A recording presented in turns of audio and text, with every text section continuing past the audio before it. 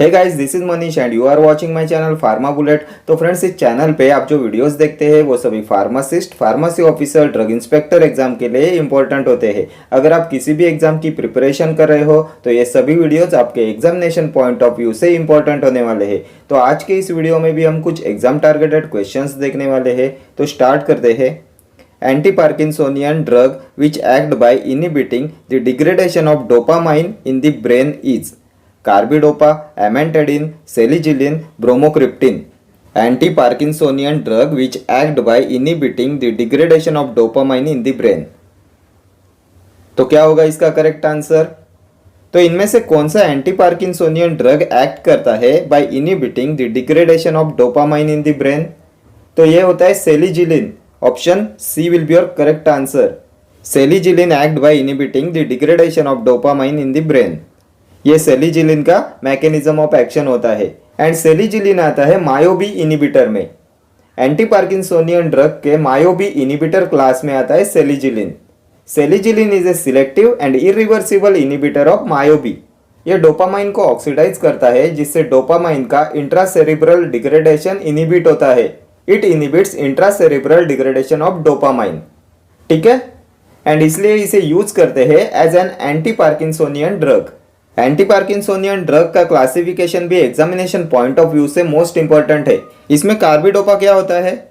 Anti parkinsonian drug के कौन से क्लास में आता है कार्बिडोपा? तो यह होता है पेरिफेरल डिकार्बोक्सिलेज इनहिबिटर। पेरिफेरल डिकार्बोक्सिलेज इनहिबिटर में आता है कार्बिडोपा एंड बेनेसेराइड। देन ये एमेंटेडिन होता है डोपामाइन फैसिलिएटर। देन ये ब्रोमोक्रिप्टिन आता है डोपामिनर्जिक एगोनिस्ट में। डोपामिनर्जिक एगोनिस्ट में आता है ब्रोमोक्रिप्टिन, रोपिरिनॉल एंड प्रेमिपिक्सोल। ठीक है, एंड अभी आप मुझे बताएंगे डोपामाइन प्रीकर्सर कौन सा होता है? Which anti parkinsonian drug is dopamine precursor? तो ये होता है लीवोडोपा। लीवोडोपा होता है dopamine precursor. Then COMT inhibitors कौन से होते हैं? Catechol O methyl transferase inhibitors. तो ये होते हैं इंटाकैपॉन एंड टॉलकैपॉन। ये आते हैं कॉम्ट इनहिबिटर्स में। एंटी पार्किंसोनियन ड्रग के कॉम्ट इनहिबिटर्स में आते हैं इंटाकैपॉन एंड टॉलकैपॉन। देन सेंट्रल एंटीकोलिनर्जिक होते हैं ट्राइहेक्सिलफेनिडिल एंड प्रोसाइक्लिडिन। ठीक है, देन अभी आप मुझे बताएंगे which drug is effective in chlorpromazine induced parkinsonism. कौन सा ड्रग इफेक्टिव होता है इन क्लोरप्रोमेजिन इंड्यूस्ड पार्किंसोनिज्म? तो ये होता है trihexyphenidyl. Trihexyphenidyl is effective in chlorpromazine induced parkinsonism. Centrally acting anticholinergic जो होता है ट्राइहेक्सिलफेनिडिल, जिसे बेंजोएक्सोल भी बोला जाता है, it is effective in drug induced parkinsonism. And levodopa plus carbidopa is standard first line therapy for majority of patients of parkinsonism. ठीक है, next question. Biologicals and microbiological test are conducted at Bombay, Calcutta, Madras, Kasauli. तो कहाँ पे conduct किए जाते हैं biologicals and microbiological test? तो इन्हें कंडक्ट किया जाता है at Kasauli. Option D will be your correct answer. Biologicals and microbiological test are conducted at Kasauli because central research institute is located at Kasauli. Then अभी आप मुझे बताएंगे सेंट्रल ड्रग टेस्टिंग लैब कहाँ पे है? सेंट्रल ड्रग टेस्टिंग लैब तो यह है बॉम्बे में। मुंबई में है central drug testing lab. Then Calcutta में है central drug laboratory. Central drug laboratory है कैलकाटा में। Then BCG vaccine lab is located at, कहाँ पे है बीसीजी वैक्सीन लैब? तो ये है चेन्नई में। चेन्नई में है BCG vaccine lab. Then central drug research institute कहाँ पे है? तो ये है लखनऊ में। Then Indian veterinary research institute कहाँ पे है? तो ये है इज्जत नगर में। इंडियन वेटरिनरी रिसर्च इंस्टीट्यूट है इज्जत नगर में। गाजियाबाद में क्या है? गाजियाबाद में क्या है? तो सेंट्रल इंडियन फार्माकोपिया लेबोरेटरी है गाजियाबाद में। ठीक है, ये सभी ऑर्गेनाइजेशंस एंड उसके location examination point of view से मोस्ट इंपॉर्टेंट है। ठीक है, next question. Dissociative anaesthesia is caused by ketamine, fentanyl, propofol, both A and B are correct. कौन कॉज कराता है डिसोसिएटिव एनास्थेशिया? तो ये कॉज कराता है ketamine. Option A will be your correct answer. Ketamine causes dissociative anaesthesia. Ketamine होता है IV general anaesthetic. And अभी आप मुझे बताएंगे which anaesthetic is known to cause hallucinations. Which anaesthetic is known to cause hallucinations. Hallucinations कौन सा anaesthetic cause कराता है? तो ये भी होता है केटामाइन। केटामाइन होता है IV general anaesthetic. It produces dissociative anaesthesia and it also produces hallucinations. And ये केटामाइन का यूज कहाँ पे करते हैं? तो ketamine is used in burn dressing. Burn dressing में यूज करते हैं केटामाइन का as an anaesthetic. And asthma patient के शॉर्ट ऑपरेशंस में भी यूज करते हैं केटामाइन का। ठीक है। देन ये फेंटेनिल होता है शॉर्ट एक्टिंग ओपोइड एनाल्जेसिक। ये शॉर्ट एक्टिंग ओपोइड एनाल्जेसिक होता है। ये हाईली लिपिड सोल्यूबल होता है। And which anaesthetic used in balanced anaesthesia. कौन सा एनास्थेटिक यूज करते हैं इन बैलेंस्ड एनेस्थीसिया? तो IV fentanyl is used in balanced anaesthesia. Then which anaesthetic is more potent than morphine? तो fentanyl is 100 times more potent than morphine. Which opioid analgesic is suitable for haemodynamically unstable patients? तो ये भी होता है fentanyl. Fentanyl is suitable for haemodynamically unstable patients because it produces minimal cardiovascular effect. ठीक है। ये सभी extra point examination point of view से इंपॉर्टेंट है। ये सभी कभी ना कभी एग्जाम में पूछे हुए क्वेश्चन है। ठीक है। देन अभी आप मुझे बताएंगे which anaesthetic is preferred in day care surgery. Which anaesthetic is preferred in day care surgery? तो ये होता है propofol. Propofol is a popular day care anaesthetic for induction and maintenance anaesthesia. ठीक है। Next question.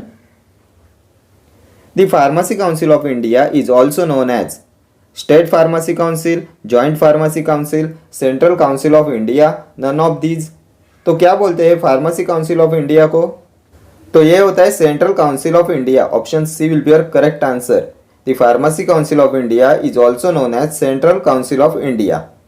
देन अभी आप मुझे बताएंगे first pharmacy council of India was constituted in the year.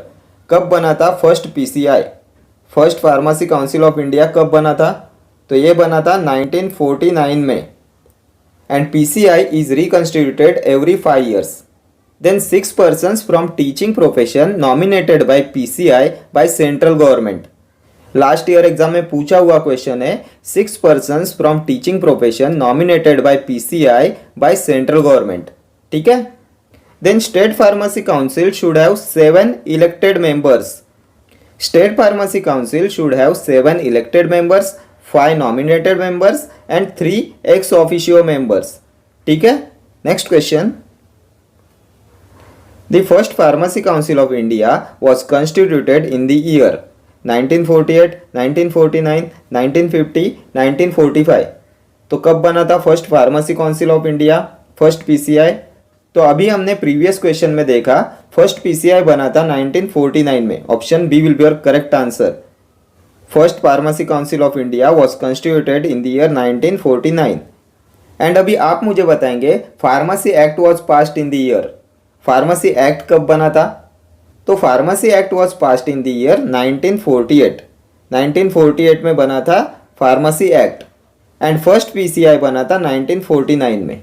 ठीक है। Next question. Rideal Walker test is perform by using the strains Escherichia coli, Staphylococcus नेरूरी, Streptococcus pyogenes, Salmonella typhi. Rideal Walker test is performed by using the strains. तो किसका use करते हैं रीडल Walker test में? तो इसमें यूज करते हैं साल्मोनेला टाइफी का। Option D will be your correct answer, Salmonella typhi. And Rideal Walker coefficient होता है to determine the strength of antiseptic and disinfectant. Next question. In radioactive pharmaceuticals half life of a compound means the time taken for 1/2 of the compounds to find serum albumin, the time taken for onset of its action, the time taken for the activity to decay 1/2 of its initial value, the time taken for its complete metabolism. तो क्या होता है half life? तो half life होता है the time taken for the activity to decay to 1/2 of its initial value. Option C will be your correct answer. Time taken for the activity to decay 1/2 of its initial value. ठीक है। Next question. Peripheral neurotransmitter is histamine, noradrenaline, hydroxytryptamine और prostaglandin. तो इनमें से कौन सा है peripheral neurotransmitter? तो ये होता है noradrenaline. Option B will be your correct answer. Peripheral neurotransmitter is noradrenaline. Next question, flow rate of granules from the hopper can be improved by adding disintegrant, glidant, binder, lubricant. Flow rate of granules from the hopper can be improved by adding. And the correct answer of this question is option B, glidant. Glidants are used for improving flow properties. And इसके लिए use करते हैं talc and colloidal silica का as a glidant. Then starch and microcrystalline cellulose होते हैं disintegrant. Then binders में आते हैं gelatin, tragacanth, acacia and PVP. And lubricants होते हैं liquid paraffin, sodium lauryl sulphate, calcium stearate, zinc stearate, ये सभी है लुब्रिकेंट्स। ठीक है। Next question, vincristine and vinblastine acts by binding with the protein tubulin and arrest at metaphase, inhibiting the protein synthesis, acting as anti metabolite, inhibiting the enzyme system. तो कैसे act करते हैं vincristine and vinblastine? इनका क्या है mechanism of action? तो ये act करते हैं bye binding the protein tubulin and arrest at metaphase. Option A will be your correct answer. Vincristine and vinblastine acts by binding with the protein tubulin and arrest at metaphase. And ये आते हैं विनका alkaloids में। Anti cancer, anti neoplastic drug के विनका alkaloid class में आते हैं vincristine and vinblastine. अभी आप मुझे बताएंगे what is mechanism of action of fluorouracil. Anti cancer drug के पायरिमिडिन एंटागनिस्ट क्लास में जो फ्लूरोयूरासिल आता है उसका मैकेनिज्म ऑफ एक्शन क्या है? ये लास्ट ईयर एग्जाम में पूछा हुआ क्वेश्चन है, mechanism of action of fluorouracil. तो ये इनिबिट करता है थायमिडाइलेट सिंथेसिस को। इनिबिशन ऑफ थायमिडाइलेट सिंथेसिस, ये होता है mechanism of action of fluorouracil. ठीक है। Next question, morphine is present in Atropa belladonna, papaver somniferum, Ricinus communis, allium sativum. तो किस में प्रेजेंट होता है मॉर्फिन? तो मॉर्फिन प्रेजेंट होता है पापावर सोमनीफेरम में। Option B will be your correct answer. Papaver somniferum होता है biological source of morphine and इसकी फैमिली होती है पापावेरेसी। एंड मॉर्फिन आता है फिनांथ्रिन एल्कलॉइड्स में। ठीक है। देन अभी आप मुझे बताएंगे ये एट्रोपा बेलाडोना किसका बायोलॉजिकल सोर्स है? तो ये बायोलॉजिकल सोर्स है एट्रोपिन का। एट्रोपिन का बायोलॉजिकल सोर्स है एट्रोपा बेलाडोना। इसकी फैमिली होती है सोलेनेसी एंड ये होता है ट्रोपेन एल्कलॉइड। देन ये रिसिनस कम्युनिस बायोलॉजिकल सोर्स होता है कैस्टर ऑयल का। कैस्टर ऑयल का बायोलॉजिकल सोर्स है रिसिनस कम्युनिस एंड इसकी फैमिली होती है यूफोर्बिएसी। ठीक है। कैस्टर ऑयल की फैमिली होती है यूफोर्बिएसी। एंड गार्लिक का बायोलॉजिकल सोर्स होता है एलियम सटाइवम। ये गार्लिक का बायोलॉजिकल सोर्स है, इसकी फैमिली होती है लिलिएसी। लिलिएसी। ठीक है। Next question, Rotosort is a machine used to sort out coated tablets, filled capsules, sealed ampoules और सील्ड कंटेनर्स। तो किस लिए यूज करते हैं रोटोसॉर्ट का? Rotosort is a machine used to sort out, तो इसका हो जाएगा filled capsules. Option B will be your correct answer. Rotosort होती है capsule checking machine to sort out the filled and unfilled capsule. ये कैप्सूल सॉर्टिंग मशीन होती है, capsule checking machine होती है। ठीक है। To sort out filled and unfilled capsule. Then अभी आप मुझे बताएंगे filling of pellets in capsule is done by. तो ये होता है Rotofil. Filling of pellets in capsule is done by Rotofil and filling of liquid in capsule is done by qualisil. Filling of pellets in capsule is done by rotophil and filling of liquid in capsule is done by qualisil. Then smallest size capsule कौन सा होता है? तो number 5 होता है smallest size capsule. इसकी capacity होती है 100 mg and largest size capsule होता है नंबर 000। इसकी कैपेसिटी होती है 950 mg। ठीक है। Next question, The increased intraocular pressure of eye causes glaucoma, cataract, blindness, xerophthalmia. तो क्या कॉज कराता है इंक्रीज्ड इंट्राओक्यूलर प्रेशर? तो ये कॉज कराता है glaucoma. Option A will be your correct answer. The increased intraocular pressure of eye causes glaucoma and ये xerophthalmia होता है due to deficiency of vitamin A. Retinol की डेफिशिएंसी से होता है जेरोप्थेल्मिया। एंड ये ग्लूकोमा की ट्रीटमेंट के लिए यूज करते हैं फाइसोस्टिग्माइन का। फाइसोस्टिग्माइन का यूज करते हैं as a miotic in glaucoma. And currently first drug of choice for open angle glaucoma is ocular beta adrenergic blockers. Previous year exam में पूछा हुआ क्वेश्चन है, first drug of choice for open angle glaucoma is ocular beta adrenergic blockers. ठीक है, next question, the universal donor blood group is A, B, A B और O. तो इनमें से कौन सा है यूनिवर्सल डोनर? तो यूनिवर्सल डोनर होता है ओ एंड यूनिवर्सल एक्सेप्टर होता है ए बी। ठीक है, next question, viscous liquid oral preparation meant for the relief of cough are called linctuses, elixirs, gargles, throat paints. तो क्या होते हैं viscous liquid oral preparation meant for the relief of cough? तो ये होते हैं linctuses. Option A will be your correct answer. Linctuses होते हैं viscous liquid oral preparation meant for the relief of cough। Next question, purpose of a combined drug regimen in tuberculosis is to avoid drug resistance, reduce duration of therapy, avoid sleeplessness, promote weight gain. तो क्या होता है purpose of combined drug regimen in tuberculosis? तो ये होता है to avoid drug resistance. Option A will be your correct answer. Drug resistance को avoid करने के लिए यूज करते हैं कंबाइंड ड्रग रेजिमेन का इन ट्यूबरकुलोसिस। एंड अभी आप मुझे बताएंगे the most potent fluoroquinolone used in MDR TB, multi drug resistance TB. तो मॉक्सीफ्लॉक्सासिन होता है most potent fluoroquinolone against Mycobacterium tuberculosis. इसका यूज करते हैं एमडीआर टीबी में, मल्टी ड्रग रेजिस्टेंट टीबी में यूज करते हैं मॉक्सीफ्लॉक्सासिन का। ठीक है, next question, malfunction of which endocrine gland causes acromegaly and gigantism? Pituitary gland, thyroid gland, adrenal gland, pancreas. तो कौन से ग्लैंड का मालफंक्शन कॉज कराता है एक्रोमेगेली एंड गिगेंटिज्म? तो ये एक्रोमेगेली एंड गिगेंटिज्म होते हैं due to excessive amount of growth hormone. Body में एक्सेसिव ग्रोथ हार्मोन की वजह से होता है एक्रोमेगेली एंड गिगेंटिज्म।